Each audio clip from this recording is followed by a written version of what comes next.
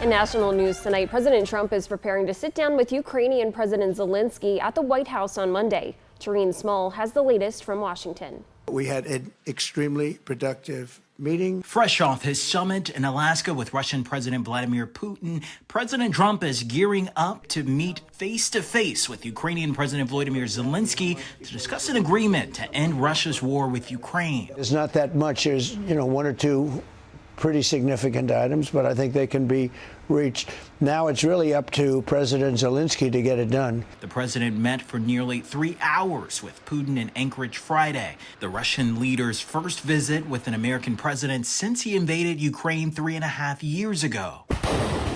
The president has since backed away from his threats to impose tougher economic sanctions on Russia, indicating on social media Saturday that the best way forward is to move directly to a peace deal without trying for a temporary ceasefire first.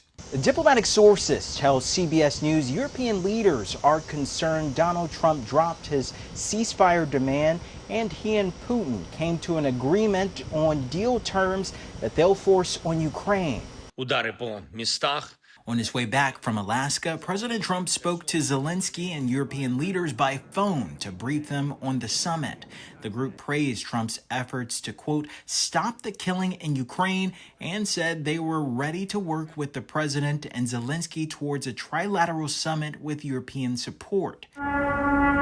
Since the war began, Russia has seized about 20% of Ukraine's territory.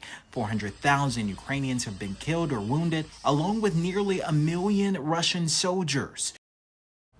And CBS News has learned President Zelenskyy has been getting a lot of coaching on how to interact with President Trump since their disastrous Oval Office meeting back in February.